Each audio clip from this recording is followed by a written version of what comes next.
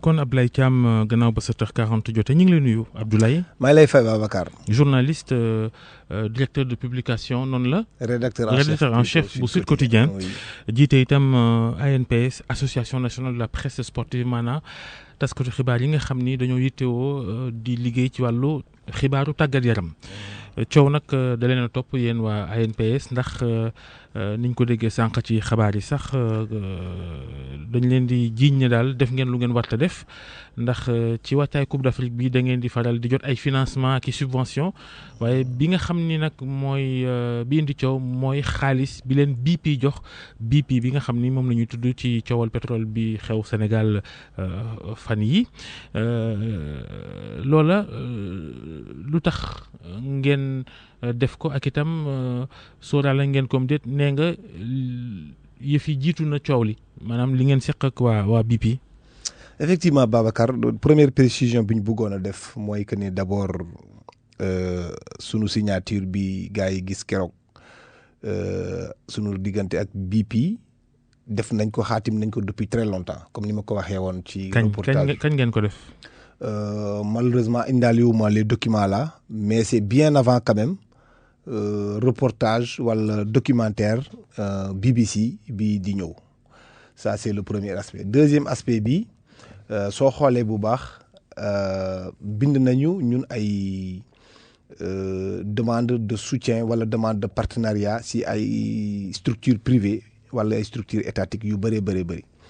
daanaka l'État du Sénégal ci la bokk moom mooy premier bailleur d'abord ANPS. deuxième bi soo xoolee ñu ngi sekk de très bonnes relations avec la Fédération sénégalaise de football le comité national olympique Eiffage ci la bokk la LONASE Orange ñooñu ñëpp je me permets de faire de lister comme ça même si ça peut être vu comme une publicité mais li ma ci xaw a jaaxal tuuti rek que moment bi may wax ak yow nii sax jusqu'à présent amul benn dollar amul benn dërëm bu jógee ci bii. waaw signé ngeen rek. waaw signé nañu ok d'accord mais c'est important quand même parce que les gens loolu la ñuy yaakaar le premier aspect. deuxième aspect bi mooy que ni dañ ci ñun sunu mooy waa CORED dañuy reprocher lu ñuy woowee conflit d'intérêt. CORED ma fàttali mooy kuréel gi nga xam ne journalistes yi ñoo ko seq. ngir xool ba xam journalistes yi ñi ngi awal yoon seen liggéey. voilà donc conflit d'intérêt boo koy wax il faut que d'abord nga xool par exemple suñu waxoon diggante ñun ak ministère des sports war ñu fa jot. subvention wala ñun diggante ANPS ak par exemple fédération sénégalaise de football waruñu fa jot subvention ñu mun ko comprendre parce que journaliste sportif yi ci wàllum sport la ñuy yëngatu te football ci sport la bokk. mais bu fekkee BP. seqoon ngeen yëf yi laata coow li ginnaaw coow li am na ak ni mu toll Sénégal mënu leen woon a fomm dem jël chèque ba. non xam nga wax naa la léegi par exemple jëluñu benn chèque. waxin la maanaam li ngeen signé est-ce que bu coow li amee mënu leen woon ne nañu fomm ndax kat mën nañoo yokk ci xar mi karaw. déedéet xam nga loolu su posture boobu boo ko adopté dafay nuróol ne yow déjà yaa ngi déclaré BP coupable d'abord amul benn justice bu wax que ne BP coupable na amul benn justice bu wax ne BP est corrompu wala corrupteur la jusqu'à présent reportage la wala documentaire BBC la ñun ñëpp ay journalistes lañu. du ma ŋaññi sax li BBC def mais en tant que reporter il y a à boire et à manger par rapport ak seen reportage boobu ça c'est le premier aspect. deuxième aspect bi gisuma lu tax ñun ñu dellu siwaat ginnaaw même su fekkente ne dañ doon dellu ginnaaw sax parce que man en privé ci seen biir communiqué ñoom par exemple wax nañu discuter nañ ak man effectivement sama grand Mamadou Thior woo na ma téléphone ñu waxtaan mais bu may woo wax dëgg yàlla. dëgg rek moo neex Mamadou Thior mooy CORED. musuma xalaat ne il m'a appelé pour le compte du CORED bu ma paree dafa jël téléphone bi jox ko sama sœur Diatou Cissé Coulibaly Diatou Cissé Badiane excuse-moi ma waxtaan ak kooku tamit xelal ma ne ko merci beaucoup ñeneen ak yeneen responsable yu nekk ci médias yi sunu ay doyen jot naa discuter ak ñoom et les ku nekk ñii joxe nañ ma xalaat bu dem nii beneen jox ma xalaat yu dem ne ñun tamit am nañu benn bureau. am nañu comité exécutif dañuy dem ba Coupe d'Afrique bu ñu ñibbisee après. am na loolu Georges bëgg a laaj. oui. est-ce que bu ko sponsor di def. bu gisee ne par exemple am na ki mu sponsorisé. am na yenn yi nga xamante ne mu ngi ñuul day retiré wu ki ñuy sponsorisé itam est-ce que warut a doxalee noonu. non loolu dañ koy faral di gis aujourd'hui man maa ngi yëngatu ci wàllum sport je te donne le cas de Gazprom ñi nga xam ne Russes ñoo ko moom te Russes ils sont impliqués dans un scandale avec l'UDSAF. Est-ce que UDSAF génne na Gazprom ci seen biir sponsor ba léegi ñoom ñoo jiitu japonais yi ils sont en pole position ci CIO ci FIFA ci UDSAF ci wàllum sponsor loolu ce n'est pas un problème jusqu'à présent encore une fois li ngay wax noonu yëpp day fekk déjà justice tranché na ba pare. xam nga ñooñu la ñuy jox. oui moo tax génne wuñ parce que peut-être am nañ ci intérêt. mais mën nga retirer aussi tu peux donner le cas par exemple de Tiger Woods il est impliqué dans une affaire ñoom ñu retiré wu comme mën nga ni gis ni yenn saa yi aussi comment on appelle encore structure bi moom mën na décider pas seulement le sponsor mais beneen structure bi nga xam ne moom la ñuy jox mu ne non ñun pour le moment comme affaire bi demee na noonu on préfère pas recevoir. mais comme effet inverse bi moo am nag est-ce que gënul woon itam yéen xëy na ngeen naan ok mbir mi dara leeru ci waaye itam bàyyil ñu pour bañ coow ñu ne leen baax na. mais loolu laa la expliqué léegi comme man dañu acté depuis très longtemps. Avant même BBC di def par exemple reportage am defal naa la fii benn liste boo xam ne ñii ñëpp ce sont nos partenaires. plus clairement est-ce qu'on peut s'attendre à yéen ngeen renoncer actuellement ndax mbir mi indi na coow te BP itam donte sax tuuma gi ci ay tuuma rek lañ nekk yéen ngeen naan ko mbir mi daal mën nañ koo bàyyi. noonu quoi bañ tey jot damay leeral foofu parce que loolu la ñuy def ñoom si seen kii dañ ne on s'entête à maintenir le partenariat ñuy recevoir nañu dara leeru leen ci. xam nga loolu tamit c'est extrêmement grave pour des journalistes yoo xam ne ñuy affirmer gratuitement que lii am na ba léegi xamuñu si dara te loolu il n'y a que le comité directeur comité exécutif ANPS moo ci war a toog saytu xool même su fekkente ne sax BP aujourd'hui au moment où je te parle ñu viré li ñu xaalis boobu noonu nga xam ne soxla wuñ ko sax peut-être ci Coupe d'Afrique bi su ñu demee ba suñu comité directeur. xaalis bi $10,000 la. 6 millions francs CFA. moins de 6 millions. xam nga dollar moom day yéeg a ko wàcc bu ngeen ko jotee mu yéeg mais ba léegi nii jusqu'à présent eggul sax 600 francs CFA ba léegi mu ngi 580 ok même su fekkente ne loolu am na il appartient au comité exécutif qui est l'organe délibératif moom mooy war a xool yëf yi est-ce que dañ koy delloo ou duñ ko delloo. mais Ablaye Thiam il y a aucun problème à ce niveau là. si problème am na parce que xam nga métier journaliste. métier la comme métier xëy na waaye dafa xaw a fiir am na loo xam ni àndul ci métier bi en tant que association ay journalistes di dem di wuti subvention fu ne ci nguur gi ci ay ñuy yëngu ci wàllu téléphone loolu tam est-ce que waree su ko xoolaat maanaam tàllal loxo gi jox leen fi ngeen dajale ci métier journaliste ak ni mu siisee te nga xam ne àndul ak leneen. xam nga loolu mooy lu ñuy jéem a ñoom mettre en place par exemple ils disent que day am conflit d'intérêt.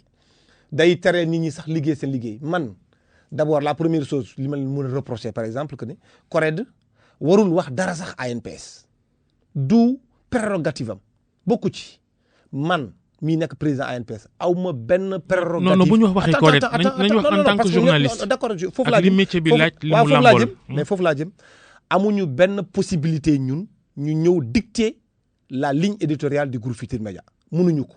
Et je rappelle que les journalistes sportifs ils sont connus d'ailleurs pour leur impartialité dañ leen xam ci seen impartialité ñëpp xam nañ par exemple fédération sénégalaise de football day suñu faral di soutenir ci Coupe d'Afrique qui ne se souvient pas de Byblos 2002 ku xalaatul Vienna City Ghana Plaza au niveau de la Tunisie yooyu yëpp jot na fi am ba récemment les problèmes entre la fédération ak ministère des sports amul benn journaliste. maanaam da nga bëgg a wax. ñi leen jox xaalis.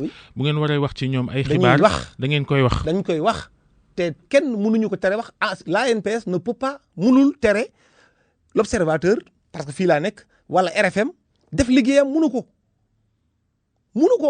amul benn pouvoir boo xam ne ñun am nañ ko mémise boo xam ne am nañ ko même yéen sax aujourd'hui signé nañ par exemple avec BP vous pensez benn moment l'observateur wala RFM bu waree def liggéeyam dina xalaat ne oui ANPS signé woon na benn contrat avec BP donc buñ ci wax ndax $10,000. mais foo loolu yéenewul maanaam foo leen teg en partie redevabilité nit defal la dara. oui non loo ko war a fay. mais kooku ce n'est pas un problème par exemple quand tu me parles de redevabilité je suis redevable envers quoi aujourd'hui la presse sénégalaise. mais kuréel gi nga xamante ne par exemple jox na leen koppar gu bëri te boo leen demee fële seen nekkin ba foofa. ci koppar gi mu leen jox. en fait ca la lalu. kooku am li mu leen defal. mais loolu laa la expliqué léegi suñu ma nee woon par exemple yow de jël nga xaalis fédération sénégalaise de football.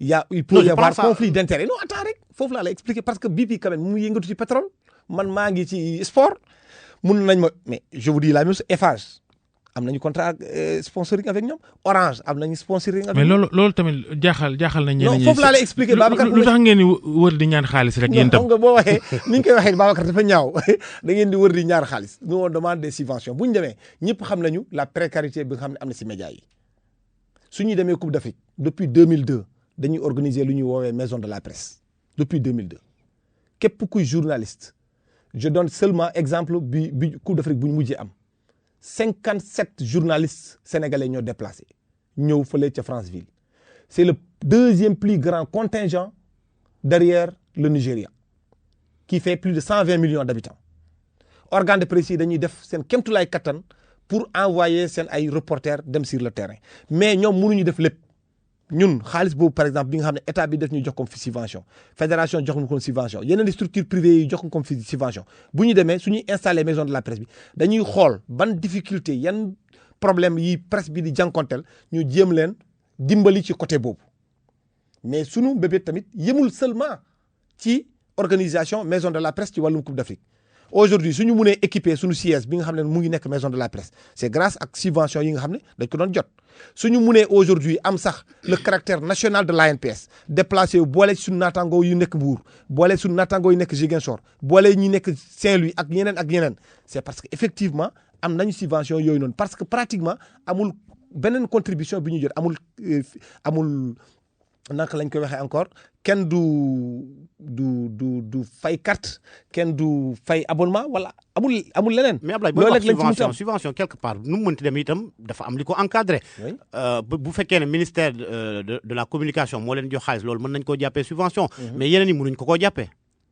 mënuñu ko jàppee subvention mais non mais je dis on peut avoir des loolu mooy ñaan nga. non du question xam nga ñaan bi mooy su fekkente ne dama lay redevable nga jox ma benn affaire man léegi ma xalaat ne jox nga ma léegi amatuma benn droit wax ci yow.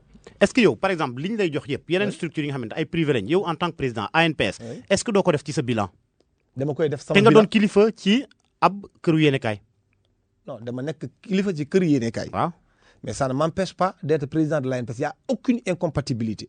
mais loolu yow sa bilan lay doon. bu boobaa attends rek su ma demee tous les 4 ans dañuy def bilan ñu am ay commissaires yu compte yoo xam ne bokkuñu suñu comité exécutif ñoom ñoo ñëw saytu ñu génnee suñu si même xaalis buy génn ci wàllum ANPS man dama am signature en tant que président trésorière am signature en tant que trésorière ñaari signature yooyu ñu boole ak aussi ñu adopté récemment code manuel de procédure loolu yëpp ci wàllum transparence. yow fi may waxee bilan peut-être yow comprendre fi may waxee. bilan bi ça ne veut pas dire que yow li nga def baax na baaxut wala xaalis gi fi ngeen ko dugal ak lu ni mel.